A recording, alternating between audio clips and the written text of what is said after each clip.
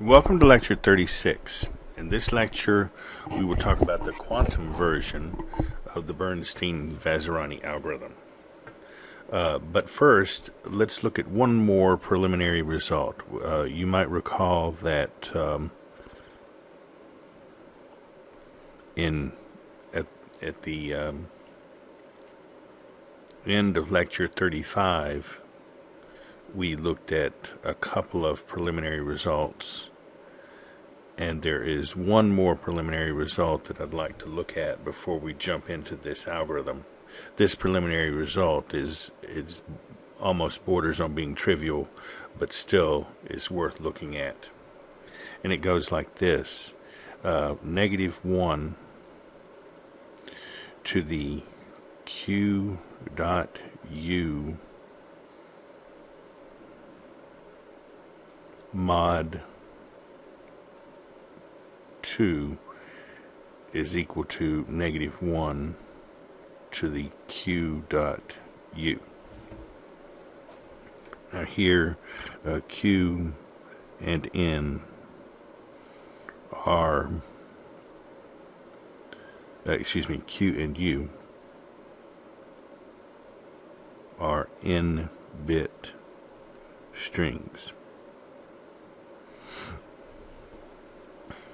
And I just want to verify that this is correct. Help us all to see why this is obviously true. Okay, so we'll say, why is this true?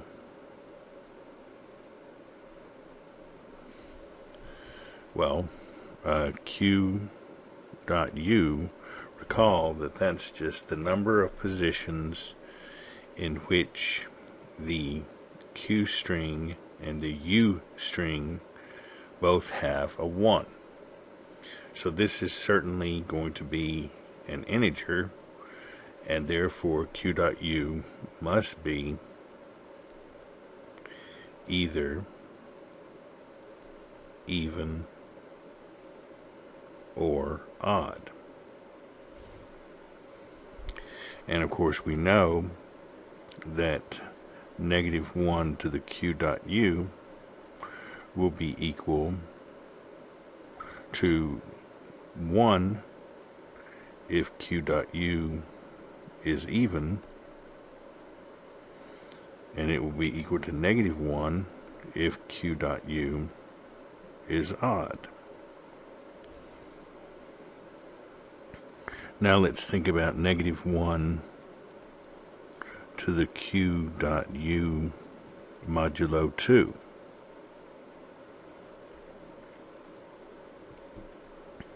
Well, maybe we'll put an extra line up here. Q dot u mod 2 is equal to 0 if q dot u is even, because remember that q dot u modulo 2 is simply the remainder when you divide q dot u by 2. And so if q dot u is even, then when we divide that by 2, we will get a remainder of 0. And on the other hand, if q dot u is odd, we will get a remainder of 1 when we divide it by 2. So 1 if q dot u is odd. So now that we've identified what q dot u mod 2 is equal to in both of the possible cases, now we can identify what -1 to the q dot u mod 2 power is. So if q dot u is even,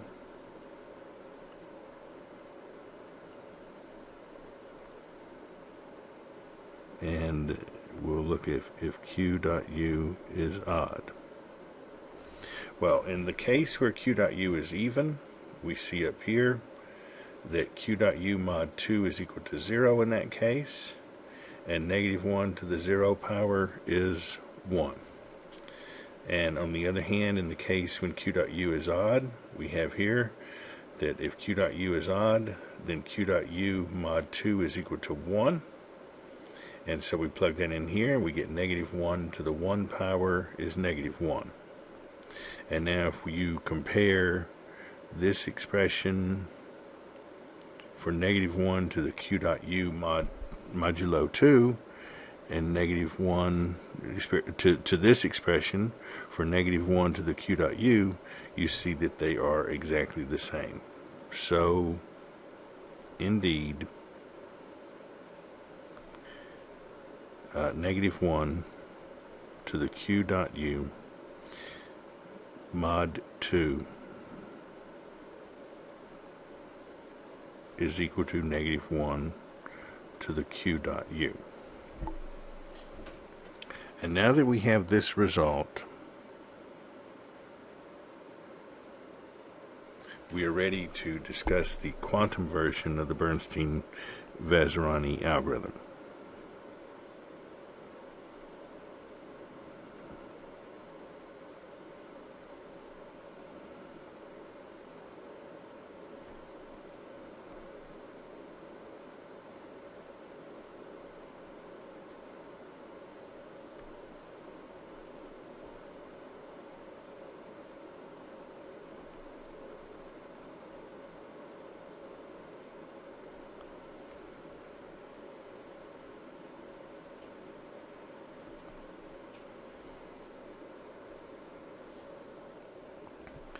Okay, the quantum version of the Bernstein-Vazirani algorithm actually proceeds from exactly the same starting state as does the Deutsch-Joschel algorithm, and in fact all of the first few steps are exactly the same. So let's go back to that and refresh our memory on that. So this is the starting state for the Bernstein-Vazirani algorithm, and then we apply h to each qubit. In other words, we apply w to the first n qubits and then h to the last one, or you can think of that as applying h to all n plus 1 qubits, however you wish to think of that, to get this result. And so this is what we called C1 before, and we want exactly that same state for the Bernstein-Vazirani algorithm. And then similarly, we will feed that state, C1, into a unitary transformation that implements the function f, but in this case it's that special function f sub u that we talked about in the last lecture. So instead of being a function f supplied by Bob, which he guarantees to be either a constant function or a balanced function, now this is the f sub u function. But that is the only difference here. Otherwise, everything is exactly the same, and so we can take this result right here for C2,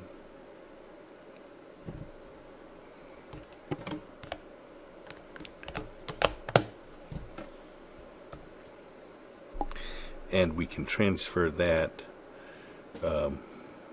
over to our discussion for the Bernstein-Vazirani algorithm.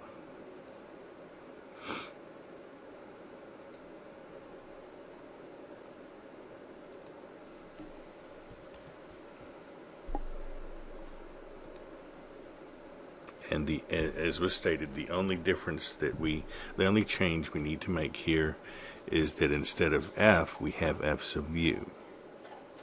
So this is f sub u, and likewise in the exponent for -1, we have f sub u. And at the moment, we don't need to evaluate that. We can just leave it as f sub u. So now let's return to our work for the Deutsch-Joschel algorithm, because even the next step of the Bernstein-Vazirani algorithm is the same as it was for the Deutsch-Joschel algorithm. So you will remember that once we had C2, then the way that we obtain C3 is to apply H to each of the first n qubits of C2. And when we did that, we obtained C3, and C3 was given right here. And again, now the only change that we will need to make for the Bernstein-Vazirani algorithm is that instead of making this f of x, we will have it f sub u of x. And likewise, everything down here will be the same, except that f of x becomes f sub u of x. And everything here is the same, except for f of x becomes f sub u of x. So let's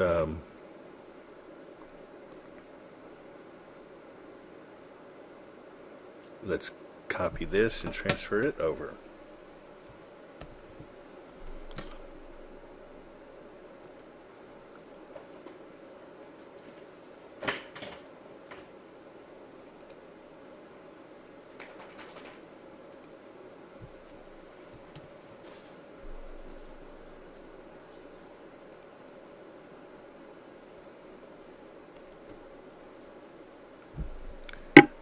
And so here we have C3, and the only difference here, the only change that's necessary is just to specify that f of x here in the exponent should be the f sub u of x function that we introduced in the last lecture.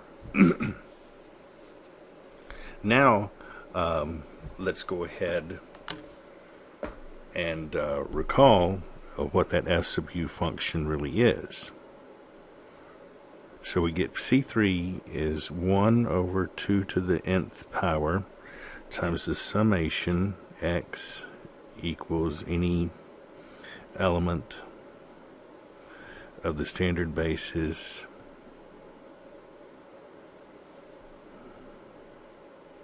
for n qubit states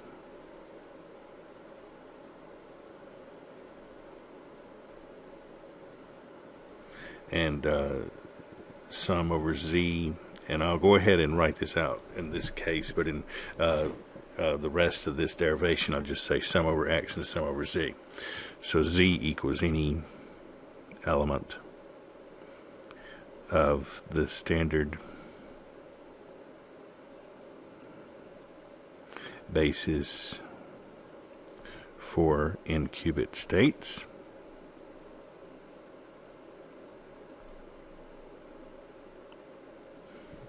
And we will have -1 to the x dot z plus, and you will recall that f sub u of q was q dot u mod 2, so f sub u of x is x dot u mod 2. And then we'll have a z, and then 0 minus 1 over the square root of 2. Now, we can write this in a slightly different way as follows. So we'll have sum over x, sum over z, and you should still understand that we're talking about x ranging over all elements of the standard basis for n qubit states, and likewise for z. And so now I'm going to write this as -1 to the x dot z times -1 to the x dot u mod 2, and then z, and then 0 minus 1 over square root of 2. Now, as we learned in our preliminary remark at the beginning of this lecture,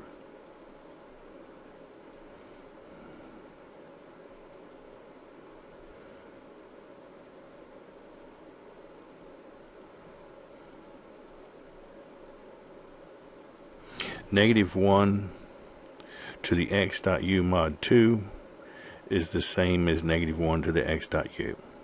So we have negative 1 to the x dot u.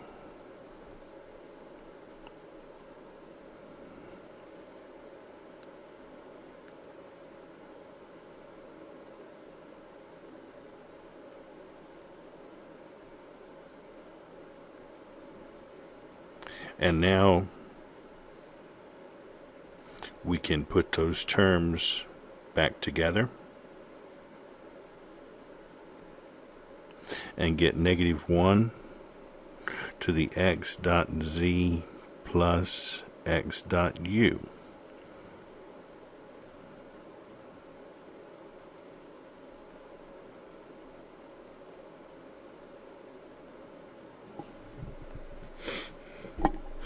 Now that we have this form, we have summation over, let's actually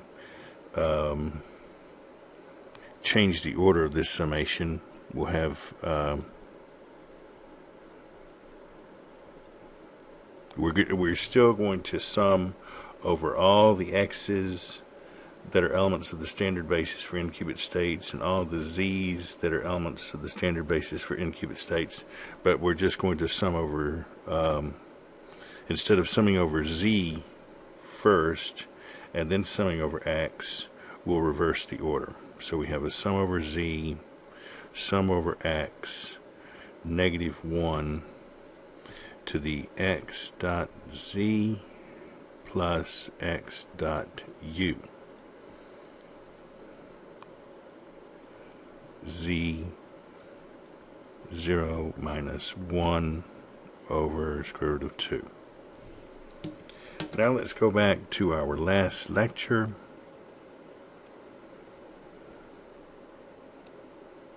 And recall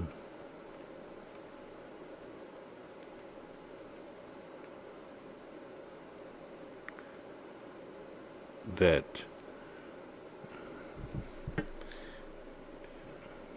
this preliminary remark here, this was our first preliminary result. Negative 1 to the u dot q plus z dot q is the same as negative 1 to the u exclusive or z dot q. So this is exactly the case we have now in our present lecture, except q is replaced by x. So we have negative 1 to the u exclusive or z dot x.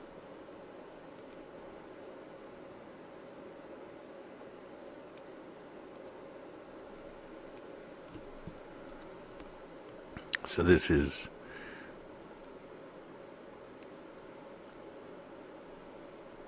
C3 equals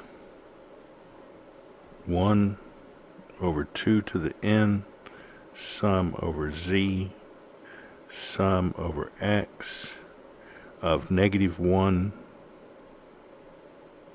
to the z exclusive or u dot x z 0 minus 1 over square root of 2.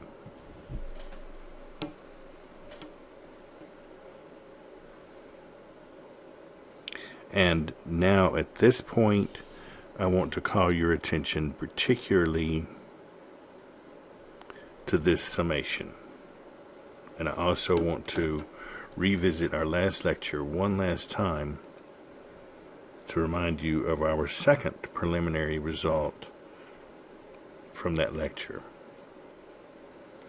Our second preliminary result said that the sum over all these x's of negative 1 to the x dot y is 2 to the n if y is equal to 0 and is equal to 0 otherwise.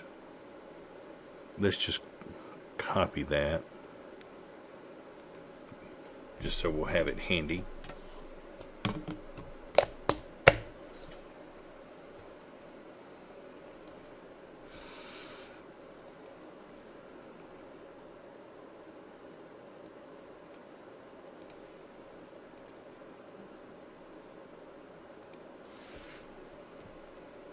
Okay, we'll put that reminder, that preliminary result right over here in the margin.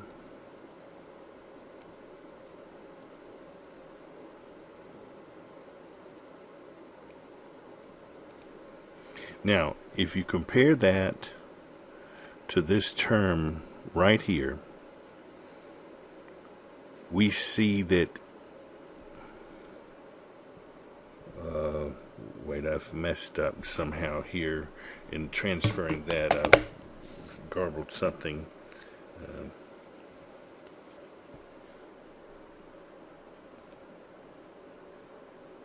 Somehow that 4 got left out. Let's try again. Now, okay, so if you compare this, which was our second preliminary result, so we'll say second preliminary result,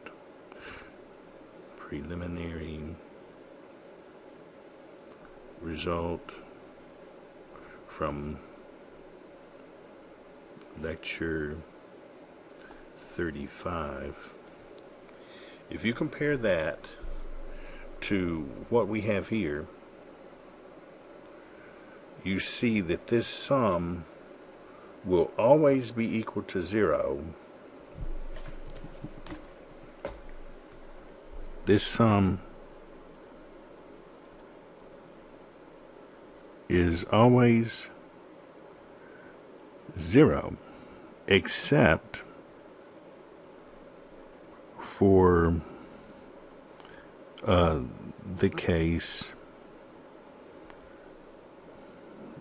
z exclusive or u equals 0.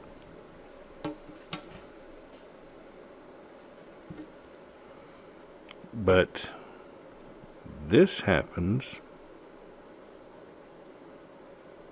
only for z equals u. Remember the way that remember that this is a bit by bit, a bitwise exclusive OR.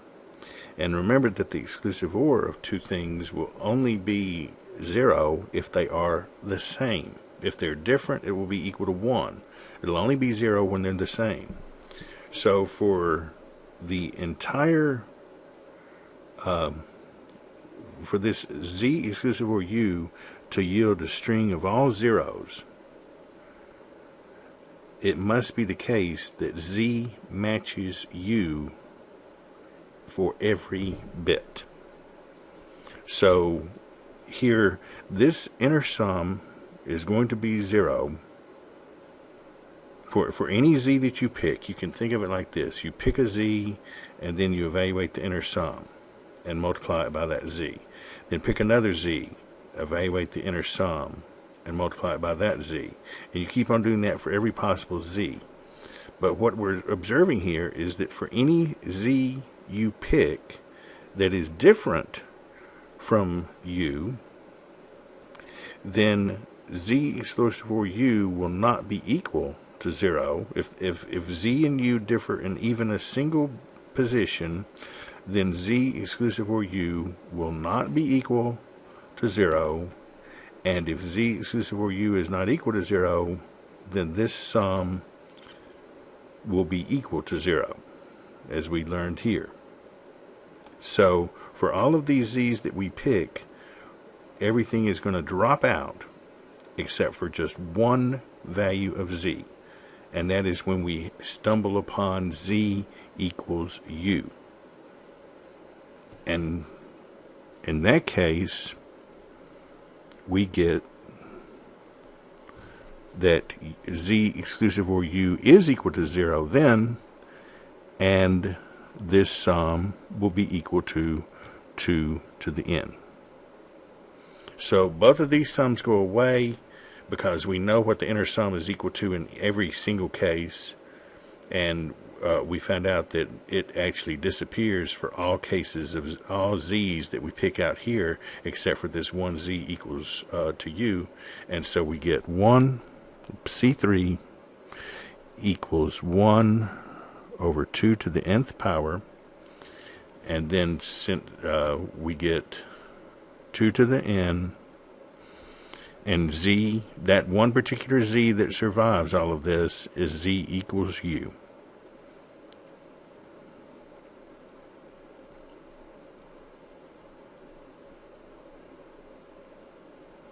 And so therefore C3 is equal to u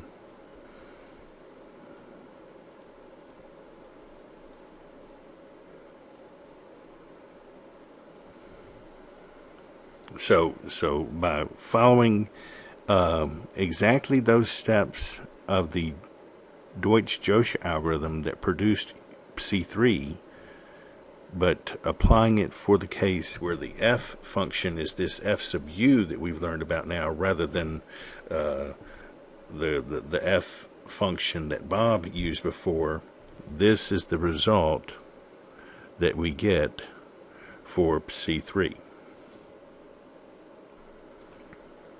So now, if the first n qubits of C3 are measured with the standard basis, U will be obtained with certainty. And so that is the Bernstein-Vazirani algorithm for determining the unknown string U with just one query of the unitary transformation for implementing that function f sub u. And that's it. That's how that goes. So now let's look at some problems. So the problems that we'll have for this lecture might look a little familiar to you. It says, for each of the problems, assume that the Bernstein-Vazirani algorithm is followed exactly except for the change specified. In each case, tell what the final measurement of the first n qubits of C3 will yield.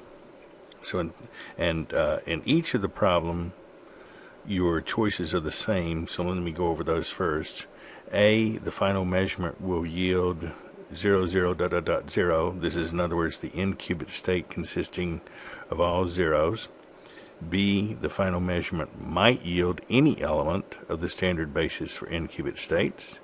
C, the final measurement might yield any element of the standard basis for n qubit states except for the state consisting of n zeros.